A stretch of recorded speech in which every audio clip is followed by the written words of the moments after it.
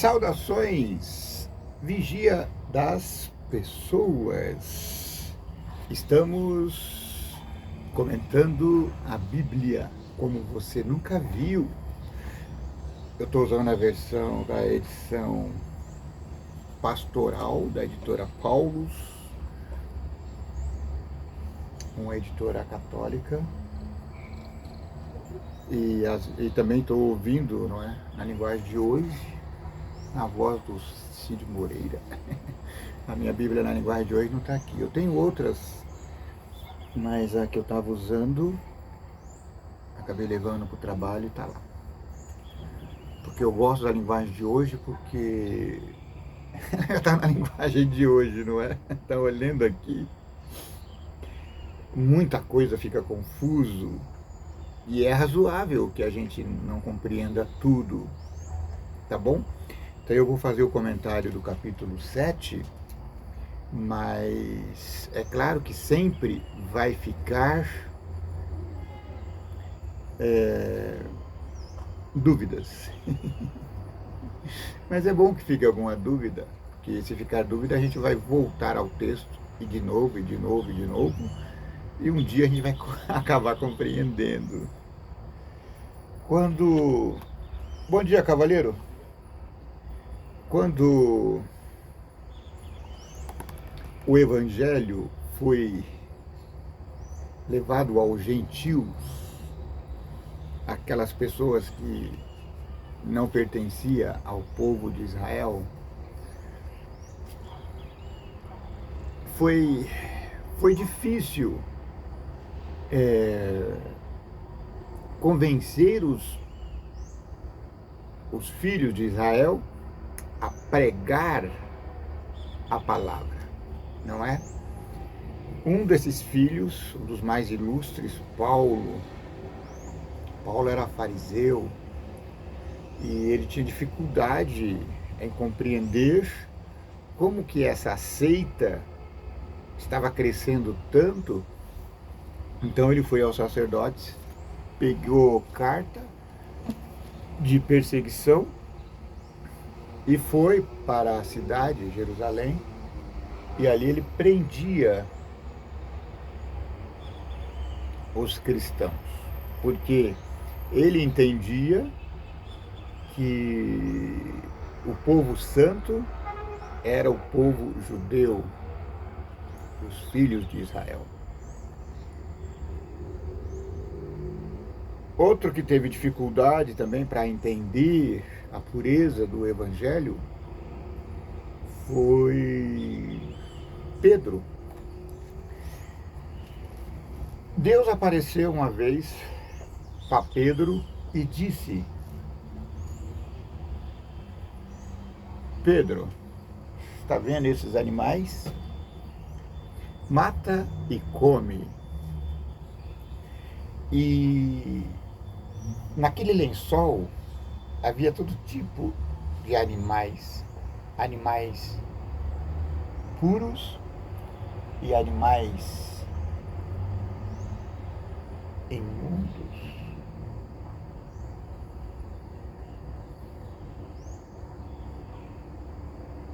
Então, o apóstolo Pedro disse: não, Senhor, eu nunca comi nada comum e imundo. E aí Deus disse para ele: não torne comum o que Deus fez puro. Ou seja, eu estava ouvindo um mestre nesta área e ele disse que quando o lençol desceu do céu com aquele bando de animais puros e impuros, Pedro poderia ter optado em comer algum dos animais puros, porque ele até comentou, Pedro não era tão grande assim, tinha muita comida, ele poderia escolher a comida pura. Mas aí Pedro disse que não, nunca comi nada impuro, que são os animais impuros de Levítico, e não comi nada, nunca comi nada comum. Aí o doutor explicou, não é? Porque o impuro é um impuro mesmo, porco e etc. Rato e etc. Coelho. Ah, tem tantos animais. E o que ele estava chamando de comum eram os animais puros que ele poderia comer, porém, animais que tinham tido contato com animais impuros. E aí, todo o conjunto ficou comum. O imundo, porque já era imundo, porque Deus disse não comeis. E agora tinha uma sorte de animais limpos, que Pedro também não poderia comer, porque aquele animal se tornou comum. O animal foi contaminado, não é? E aí o doutor explicou que os judeus, o povo de Israel, ele tinha as tradições deles. Então, eles não podiam entrar em contato com pessoas que não fossem da mesma crença deles, porque eles também se tornariam comum, contaminados. Por isso que alguns dos sacerdotes, eles não podiam subir no julgamento de Herodes, eles não poderiam ir até Pilatos, porque daí eles se tornariam comuns e não poderiam participar da Páscoa. Então Pedro usou esse argumento: eu não posso comer esses animais, porque apesar de limpos, eles estão em contato com animais impuros. E aí Deus disse: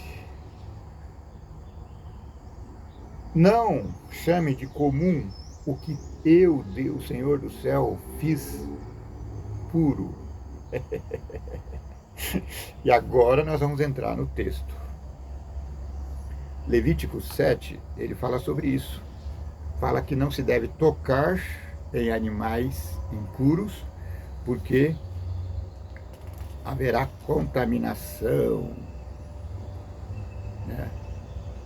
Quem estiver puro poderá comer a carne do sacrifício de comunhão, mas se alguém estiver impuro e comer a carne de um sacrifício de comunhão oferecido ao Senhor, será exterminado do meio de seu povo.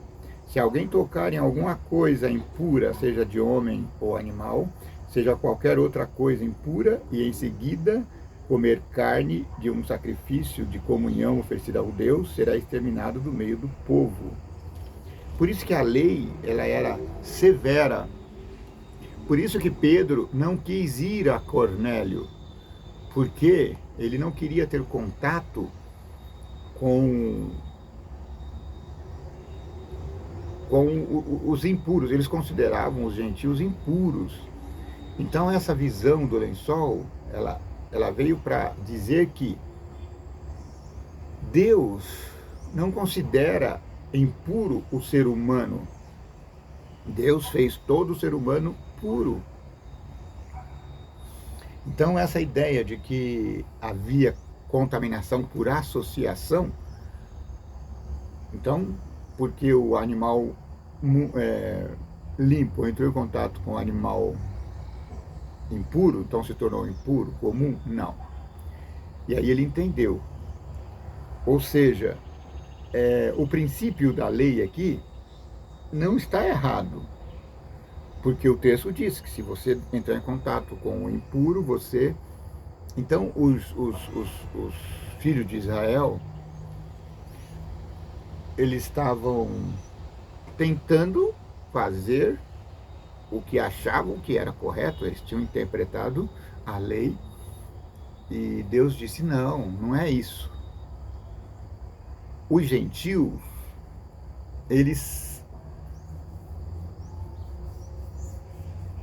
são pessoas que merecem a salvação, assim como você também merece. Eu fiz as pessoas todas puras. Todas as pessoas podem ser consagradas a mim. Todas as pessoas são dignas de receber a mensagem do Evangelho. Então Pedro compreendeu essa mensagem, foi lá, pregou para Cornélio e converteu toda a casa dele. Muito bem, nós estamos falando sobre os sacrifícios. Eu já falei sobre o sacrifício do holocausto, o pecado.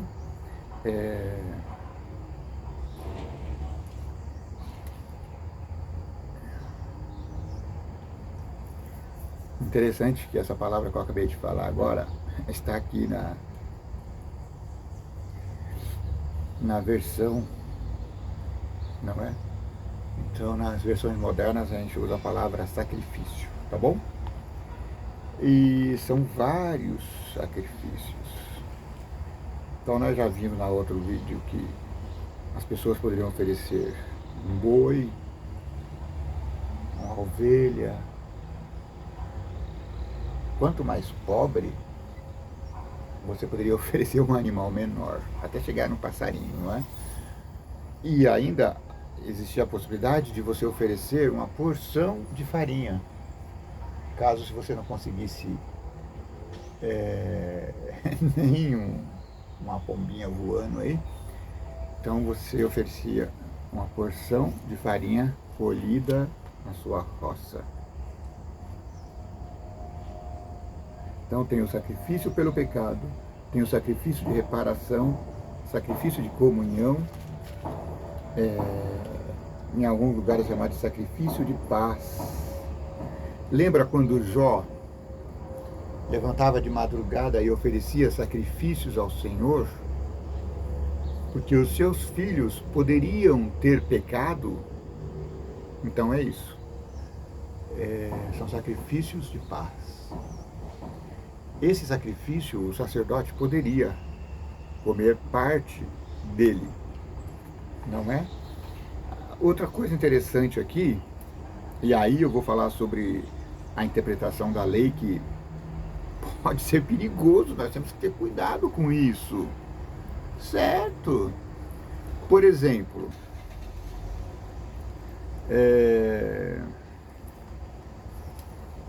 Levítico 7, verso 18. Desse sacrifício a pessoa poderia comer até no segundo dia. No terceiro dia não podia mais comer o que tivesse sobrado.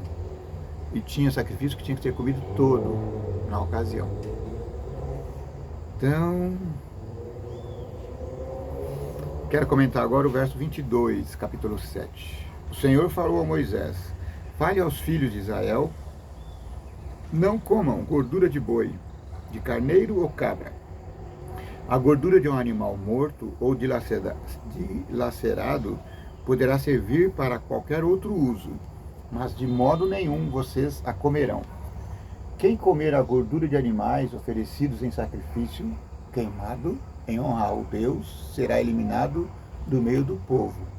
Onde quer que vocês habitem, não comerão sangue de aves nem de animais domésticos. Sobre essa questão do sangue, existe até uma irmandade que não fazem uso da transfusão de sangue, baseado nesses versos aqui. Pessoalmente, eu acho que essa interpretação é equivocada. Por quê? Porque o mandamento diz: não coma o sangue. Então,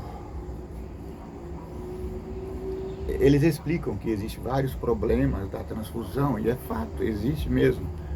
Mas o mandamento não estava pensando, porque na época não existia transfusão de sangue, eu acho. Então o mandamento não falava sobre transfusão, falava sobre ingestão. Então a proibição era para não ingerirmos sangue assim como não ingerimos gorduras. Então é isso. Então, tecnicamente, uma transfusão não é ingestão de sangue. É claro, existe todo o perigo de contaminação. Mas se você está no bico do corvo, fiquei internado 30 dias. Eu estava no bico do corvo. E então foi prescrito para mim 5 bolsas de sangue. Eu acho que com 200 ml ou 300, não sei ao certo. Então, se eu fosse daquela religião que... Religião é uma palavra muito forte. Se eu fosse daquela irmandade que não admitia a transfusão de sangue, provavelmente eu não estaria mais aqui entre vocês, porque eu fiquei quase que literalmente no bico do corpo. Perdi 10 quilos em 10 dias e o que me salvou foram essas 5 transfusões, além da medicação que tomo até hoje. Mas o mandamento diz para não ingerir. Quando você toma transfusão de sangue pela veia, você não está ingerindo. É claro que se você vai fazer aquela comparação, mas o sangue está contaminado e blá, blá, blá, blá, blá, blá, é indigesto, como no caso da gordura. Sim, são argumentações plausíveis. Porém, se você está em dificuldade, então, para evitar um mal maior, você pode aceitar um mal menor, porque ao ser submetido à transfusão de sangue, eu poderia ter sido acometido por doenças que vêm pelo sangue, apesar que os tratamentos modernos do sangue, eles procuram evitar essa contaminação, mas a contaminação não está 100% descartada. Mas, para evitar um mal maior, que seria a morte, o que você prefere? Você prefere morrer ou você prefere sobreviver, ainda que tenha uma doença no seu sangue aí que vai te prejudicar algum pouco, de alguma maneira? Você entende o que eu estou dizendo? Então é isso.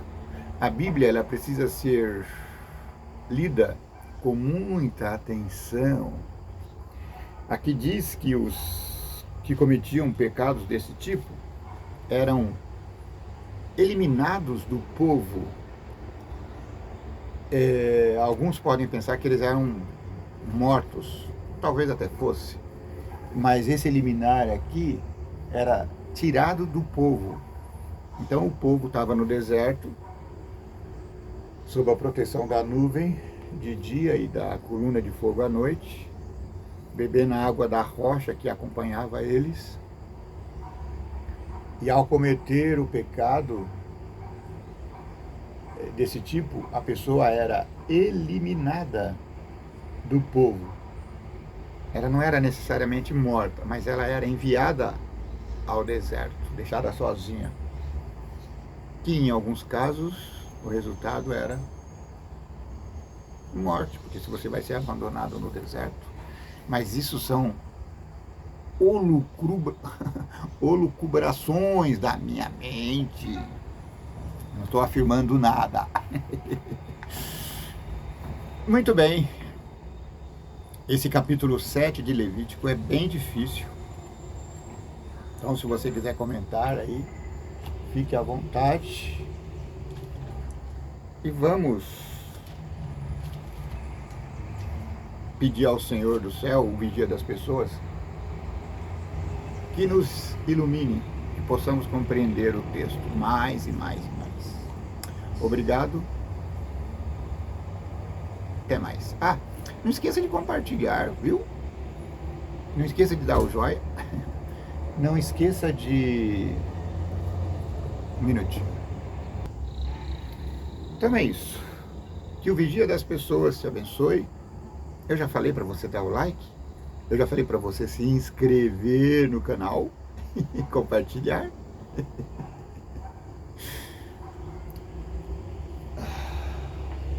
É isso. Poderoso Deus, Criador do céu e da terra, nosso amado vigia das pessoas, nos colocamos em suas mãos para ser instruídos por Ti. Dá-nos, ó Pai, entendimento. Aclara-nos aquelas porções da Bíblia que nós não estamos entendendo muito bem.